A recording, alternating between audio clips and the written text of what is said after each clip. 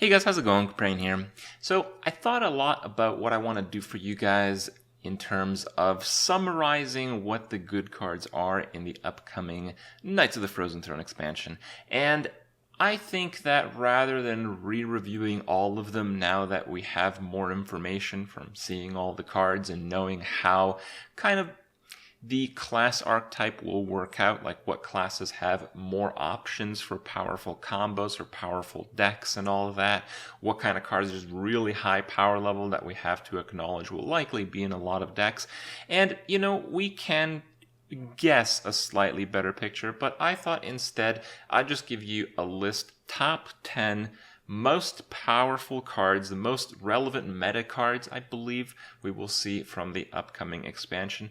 Now, I have a little bit of an asterisk here, so I think some of these cards might take a little bit to see play. It might even be in the expansion after this. I think some of the cards that were implemented in this expansion are very powerful aggro cards, but there are a lot of control cards, so one would think that Blizzard has kind of figured out a way for control to take over with just enough healing and taunt measures and all that. So, maybe aggro won't be a thing, but it doesn't mean the aggro cards we got in this expansion aren't ridiculous. So let's kick it off here. Number 10 on my list is actually the Lich King. So some people think this is just the best card in the set, and it could be, but you have to keep in mind that this card is really only going to see play in a slow deck. So if you're playing a mid-range deck, often enough you're going to have at least one or two big cards you're going to pick over it. Now with the launch of hero cards, there are just heavier cards than this one, and most mid-range decks rely on the very few but extremely powerful late-game cards. So basically the Lich King might be an auto-include in every single control deck, but we have seen some of the craziest control cards we've ever seen in Hearthstone's history in the upcoming expansion. So while I think the Lich King is way above the power level of previous late-game cards in general, it is actually competing with a lot of spots, at least for non-control decks. And yeah, you are going to see it quite a bit in control decks, and that's why it's 10th on the list. A very powerful card. And we have Corpse Taker. So this card just looks really good, and if you really think about it, it just is really good. Like if you're playing Paladin and you got the Burn Bristle, whatever his name is, Wicker Flame, this is going to be a 4-mana Divine Shield Taunt Lifesteal. Just if you have one of those in your deck. That's just ridiculous. I don't know if you guys have tried it, but if you just play Divine Shield Taunt minions in your deck, it actually does a really good job stopping most aggro. It's just, there's usually slightly better ways to do it, but this is a much better way to do it, and it's in that same department. So I think we are going to see a lot of Corpse Takers, especially in the mid-range and control decks. Maybe even in the aggro decks, honestly. Then I have Skalamander. I think I have praised this card more than anyone else. People seem to doubt its power. I don't doubt its power. I think this is the single biggest board clear deny card we have ever seen. And I think it's statted well enough that it'll see play. So I think if you're running an aggressive, not necessarily aggro, like an aggressive, maybe a zoo deck, and you're up against a control deck, usually turn 5, 6, 7 is when board clears start dropping on your board, and you start losing, and you need chargers and burst and all that kind of crap. Well, if you have a pretty good board, and on turn 5 you play this, your opponent, let's say it's a mage, he cannot Blizzard you because he's probably just going to die. It does really well against Doomsayer. I think we're going to see a decent number of Doomsayers. Even though, Priest has a number of counters for this, Potion of Madness doesn't really punish it that hard. It punishes pretty hard, but not as bad as you think, because the Priest doesn't get your 8/8. They just deal with a 5-drop, which again, is pretty strong, but still, the main weakness is the Priest, and it's not like you're going to lose the game if it gets Potion of Madness, much like other cards with similar effects from the past. If you can have any kind of taunt activator, if you're using like the Bone Mare, if you're using Spike Ridged Steed, like imagine you steed this. Play this, your opponent's just going to leave it, play Steed on it, 4/8 taunt, and when it dies you get an 8/8 and a 2/6 taunt to protect the 8/8. Like it's just absolutely crazy amount of stats for the mana, and that's why I think it will see some play. The main answer for this is silence removal, but from what I have seen, it seems like silence removal is the main counter to Priest, so there's a lot of silence removal going on. Maybe it's actually still okay to play this because you're not going to run up against that many Priests, which are going to have slightly more efficient counters against you. Then I have the Shaman hero card, Thrall Deathseer. It may not look like, the craziest card ever, but it's a 5-cost hero card with a really powerful effect. So if you play a 4-drop and your 4-drop attacks something, let's say it's like an injured 4-drop, you play this, it upgrades it to a 6-drop on turn 5. And then your hero power just pushes the board constantly. It gives you armor, which lets you use weapons more in a mid-range deck without having to run healing.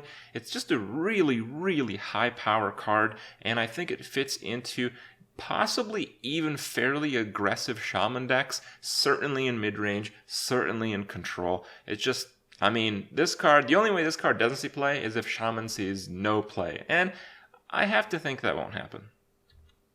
Then we have Despicable Dreadlord. 5-cost 4/5 demon, the 1 damage to all enemy minions at the end of turn. I think this card, people saw this, they're like, yeah, that's a good card, and they just moved along. I think it's worth taking a second look. I think this card is a lot stronger than the first look would suggest. It denies so many plays from your opponent. The end of turn effect happening again and again and again is just ridiculous against fast decks. And it's a pretty strong mid-range card. It carries its own. It's a demon which works with the new Warlock Hero and a few other options as well. It's just ridiculous. Then we have Dead Man's Hand in number 5.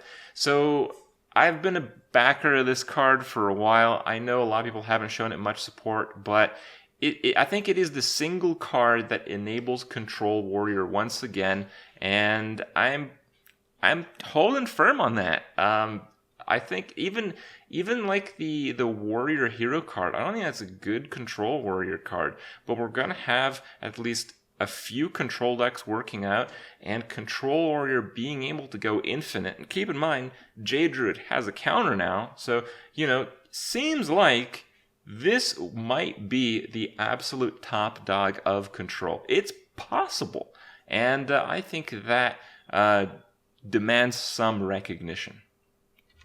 And then we have the new 1-drop. 1 cost 2/1, and it gives a friendly minion +1 attack permanently.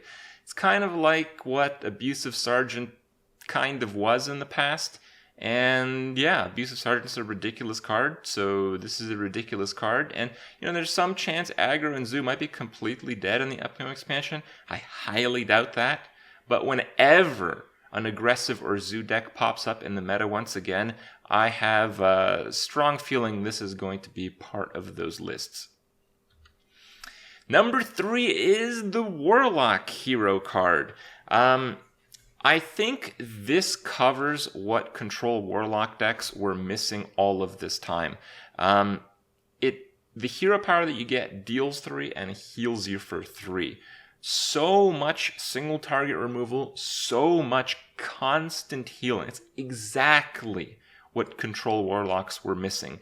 They had the big board clears, they had the efficient giant plays and all that. This is the only thing they were missing, and they got it.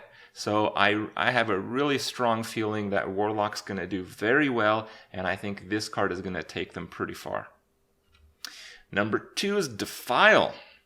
1 damage to all minions, and if any die, cast this again. So I thought this card was pretty good. It's obviously pretty good. But when we saw it in a few of the demos, considering some of the cards that people are playing, even control decks are playing a lot of cards that just, they have to die like 2 or 3 times.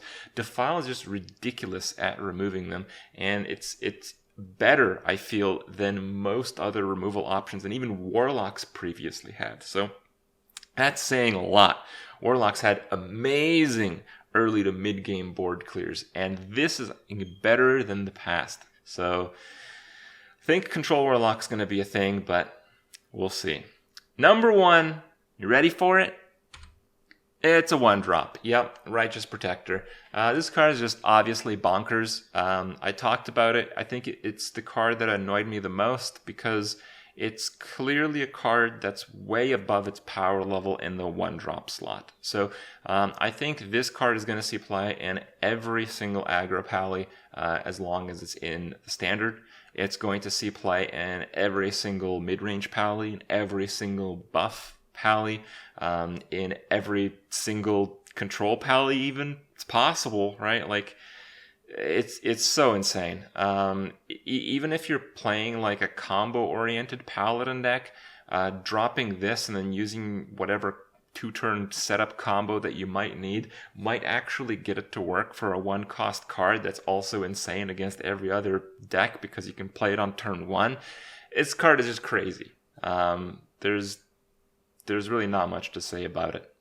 Overall in this expansion, while my list has 10, it really took me a long time to get down to that. I think there are easily 25 extremely powerful cards.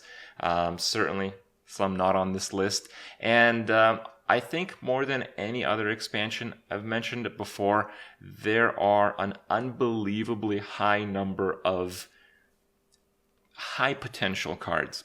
Cards that could be amazing, could not be amazing. And those cards, I feel, are what really make the game fun for me. I get to test them out. There's so many things to test, try, experiment, and try to push out some crazy decks out there, more so than any other expansion we've seen before.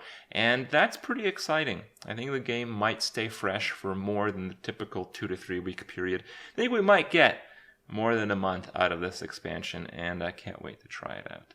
Let me know what you think. Share your excitement, the expansion, and let me know what cards you think I may have missed on the top 10 this time around.